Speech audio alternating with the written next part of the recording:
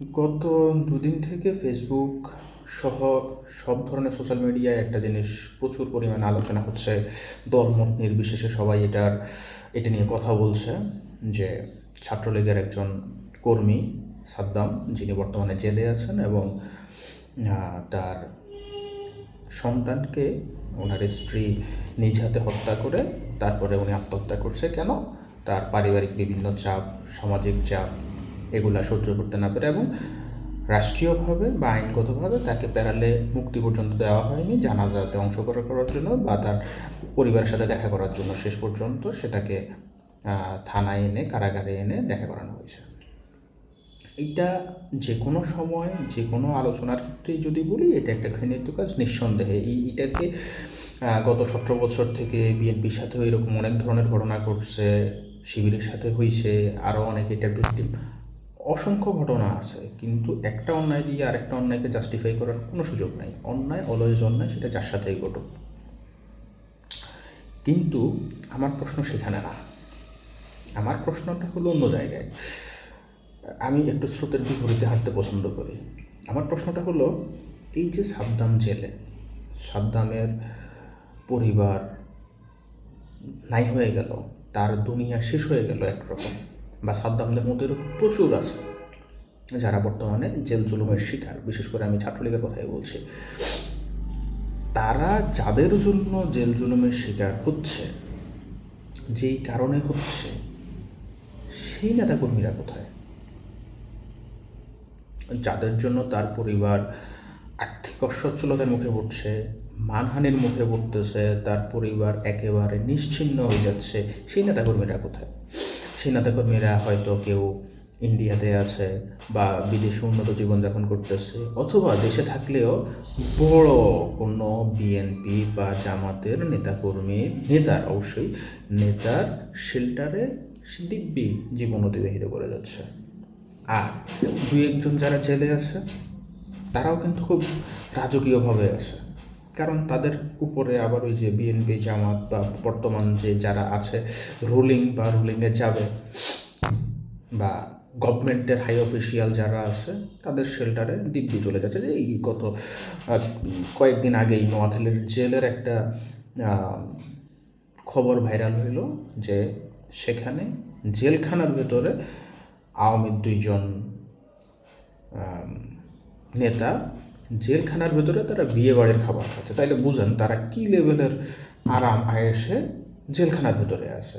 ঠিক এটার অপোজিট সাইডে কর্মীরা মানবেতর জীবনযাপন করতেছে।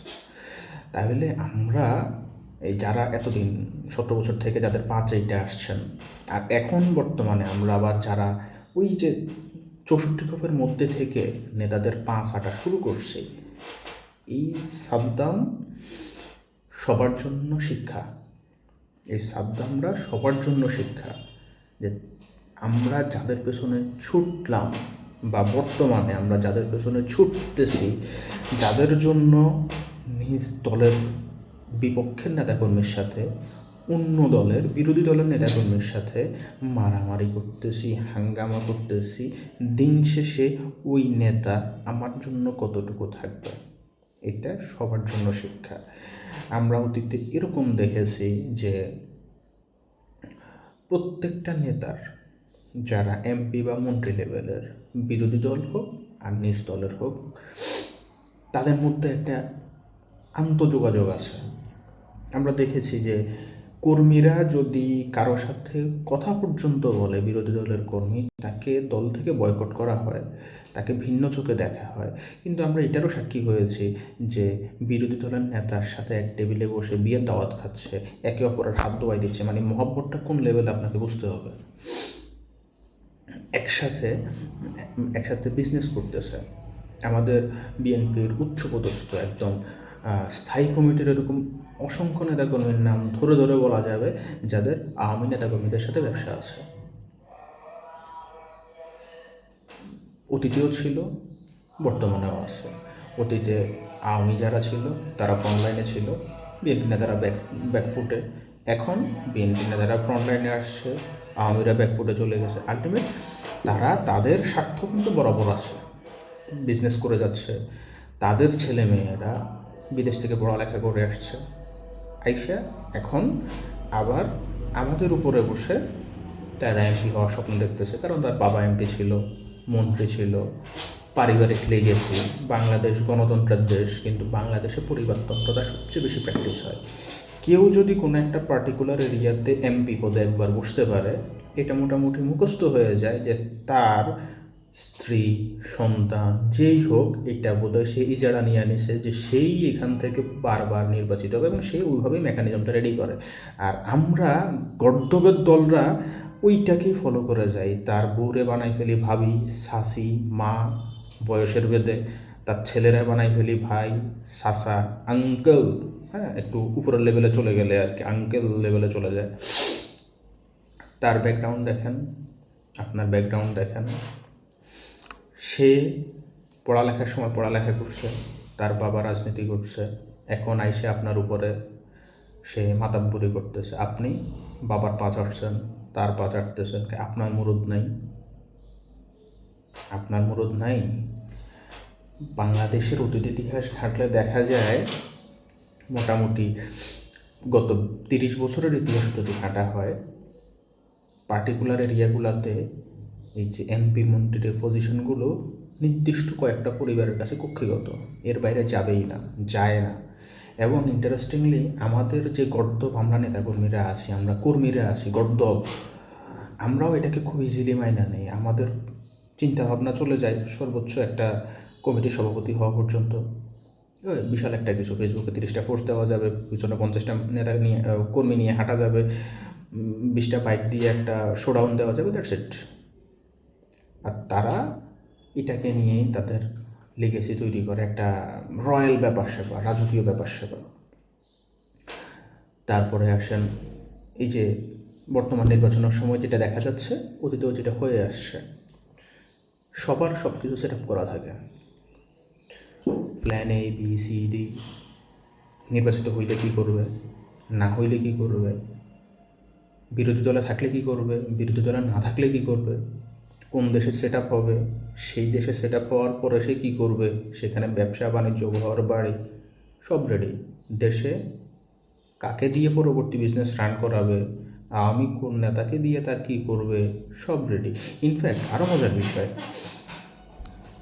আমরা নিচ থেকে যারা লাফালাফি করি, উপরের নেতাদের মধ্যে ব্যবসায়িক সম্পর্কের বাইরেও যদি বলি, অসংখ্য উদাহরণ টানা যাবে যেখানে আওয়ামী নেতার সাথে বিএনপি নেতার আত্মীয়তার সম্পর্ক আছে। মানে বিষয়টা এরকম না যে তারা আগে আত্মীয় ছিল, পরের আসে রাজনীতিতে ঢুকছেন, না, রাজনীতিতে ঢুকছে, কামড়াকামড়ি ছিল, কামড়াকামড়ি আছে, সোশ্যাল মিডিয়াতেও কামড়াকামড়ি দেখায়, কিন্তু তাদের পেছনে আত্মীয়তার সম্পর্ক। ছেলে বিয়া দিছে, মাইয়া বিয়া দিছে, বা নিজে বিয়া করছে।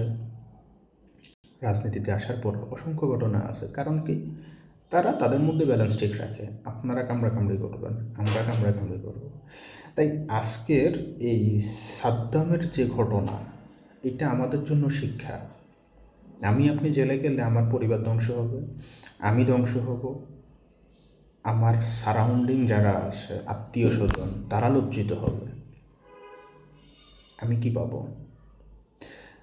রাজনীতি লাইফের একটা পার্ট। বর্তমান সময়ে রাজনীতি করতে হয়, করা লাগে, কিন্তু রাজনীতি করতে হলে নিজের বিবেককে জলাঞ্জলি দিয়ে রাজনীতি করা যাবে না। আমার রাজনীতির ইথিক্সের মধ্যে যেটা থাকবে না, সেই রাজনীতি আমি করব না। আমার রাজনৈতিক দল যদি দেশের পক্ষে থাকে, আমি রাজনৈতিক দলের পক্ষে থাকব। আমার রাজনৈতিক নেতা যদি ভুল করে, আমি ভুল ধরাই দিব। এটাতে সমূহ সম্ভাবনা আছে যে তার পরবর্তীতে আপনি তার প্রিয় পাত্র থাকবেন না, ডাজন্ট ম্যাটার। কিন্তু তাই বলে ভুলকে ঠিক বলা যাবে না, বা ভুলটাকে কোনো যুক্তিতর্ক দিয়ে জাস্টিফাই করা যাবে না। এখনই সময় চেঞ্জ হওয়ার। আমরা যদি এখন চেঞ্জ না হই, এরকম অসংখ্য সাদ্দামের ঘটনা সামনে আসবে, অসংখ্যবার আমাদের ফেসবুককে আবেগের বন্যায় ভাসায় দেওয়া লাগবে। দিন শেষে রেজাল্ট জিরো। কেন জিরো? কারণ সাদ্দামরাই দিন শেষে শোষিত হয়, সাদ্দামদেরই পরিবার ধ্বংস হয়, তারাই নিঃস্ব হয়।